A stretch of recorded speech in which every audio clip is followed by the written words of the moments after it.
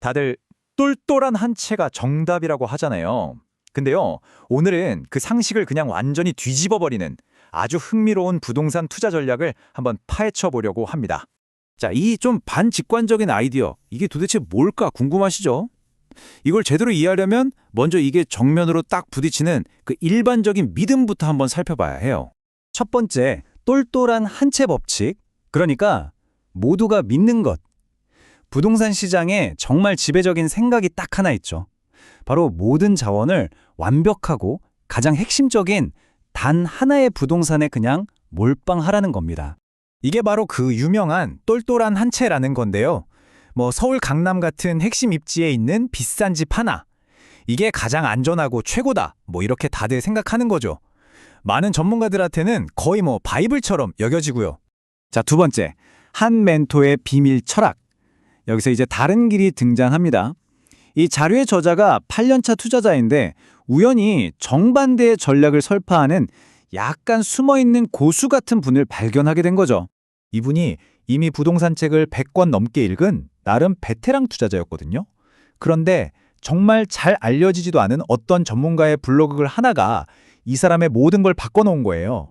그 비밀을 파헤치려고 무려 15년치에 달하는 수천 개의 글을 정말 밤을 새워가면서 다 읽었대요. 대단하죠? 그리고 마침내 발견한 그 핵심 원칙은 생각보다 되게 간단했어요. 뭐냐?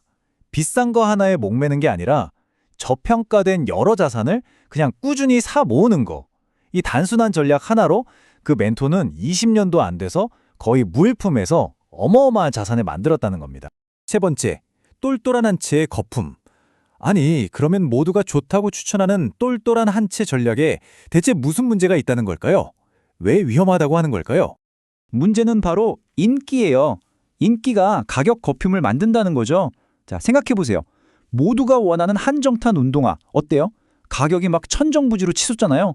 부동산도 똑같아요. 집의 실제 가치보다 나도 저거 갖고 싶다는 그 욕망 때문에 가격이 막 부풀려지는 거죠. 위험한 거품이 생기는 겁니다. 자, 네 번째, 띨띨한 여로체의 장점. 바로 이 지점에서 남들이 보지 않는 곳에서 가치를 찾는 역발상 전략이 등장합니다. 저자가 이걸 재밌게 띨띨이라고 부르더라고요. 이 표를 보시면 두 접근 방식의 차이가 정말 극명하게 드러나죠. 한쪽은 비싼 집 하나에 대출 잔뜩 끼고 모든 부담을 혼자 짊어지는 그림이고요. 다른 쪽은 여러 채를 아주 가벼운 마음으로 관리하면서 기회를 엿보는 그런 전략인 거죠. 그러니까 핵심은 바로 이겁니다. 이 띨띨한 부동산들은요. 첫째, 본질적인 가치보다 싸게 사니까 손해볼 위험, 즉 리스크가 적어요. 이걸 안전마진이라고 하죠. 둘째, 찾는 사람은 별로 없어도 전세 수요는 꾸준하니까 실제 내 돈은 500만 원에서 1000만 원 정도 아주 소액만 들어간다는 거예요. 셋째, 나중에 부동산 시장 전체가 막 오를 때는 이 집들도 따라서 같이 올라준다는 거죠. 다섯 번째, 전략의 실제 적용입니다. 자, 이론은 그럴듯하게 들리는데 그래서 실제로 그게 되냐? 궁금하시죠? 저자의 실제 포트폴리오를 숫자로 한번 확인해 보겠습니다.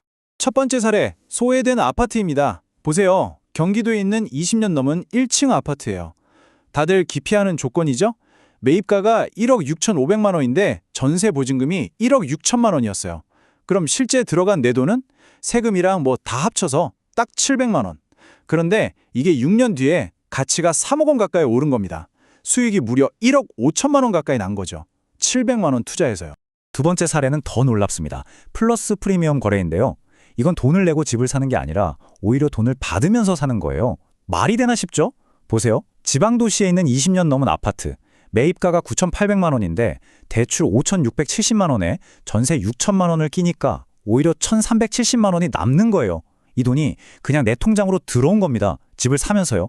그리고 그 후엔 월세 수입도 생기고 6년 뒤에 집값도 7천만 원이나 올랐어요. 이게 바로 플러스 프리미엄 투자의 마법입니다. 자, 여섯 번째, 당신의 1억 원 선택. 그럼 이 전략을 우리 상황에 한번 직접 적용해보면 어떨까요? 마지막으로 여러분께 생각해볼 질문을 하나 던져보겠습니다. 자, 상상해보세요.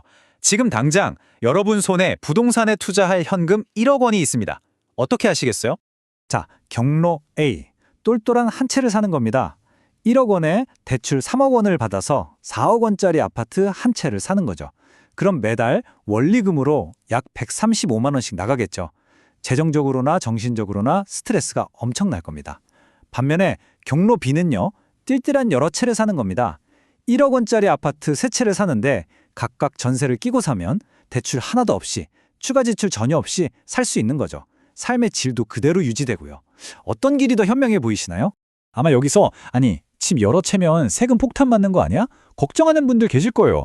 그런데 재밌는 건 이 띨띨한 부동산들은 공시지가 자체가 워낙 낮아서요. 우리가 흔히 걱정하는 종합부동산세 같은 주요 세금 기준에 도달하기 전까지 여러 채를 소유하는 게 가능하다는 겁니다. 결국 핵심은 이 질문 하나로 귀결되는 것 같아요. 진짜 기회는 어디에 있을까요? 모두가 몰려가서 안전하다고 믿는 그 길에 있을까요? 아니면 아무도 쳐다보지 않는 정반대편, 군중을 벗어난 그곳에 숨어 있을까요?